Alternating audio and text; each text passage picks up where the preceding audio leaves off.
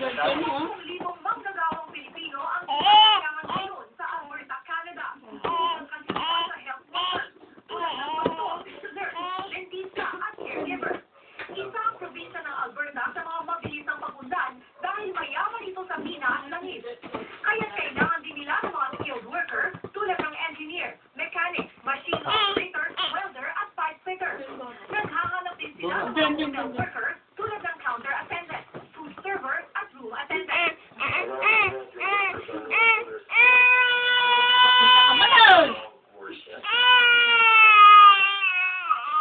Serious ang mga aplikante. Muna siguro din give mo siya dyan ng pagkain.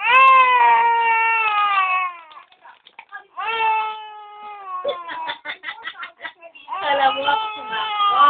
Napingin. Napingin. O 47,000 pesos na sweldo sa Saudi Arabia. Ayon sa DOLE, walang hinihinging recruitment fee ang Alberta. Gayon din ang mga probinsya ng Saskatchewan, Manitoba at British Columbia sa Canada. Makipag-ugnayan lamang sa POEA Canada Desk sa numero 523-3633 o sa POEA website. Sa 10,000 OFW, kalahati Cuts. Gidig. Cuts. sila nito, pwede na raw nilang dalhin ang kanilang buong pamilya sa Canada. Pero hindi lang puro recruitment ang ginagawa Takaw na. na. Sa kasunduan nila ang pagbibigay ng training. Nagdrag.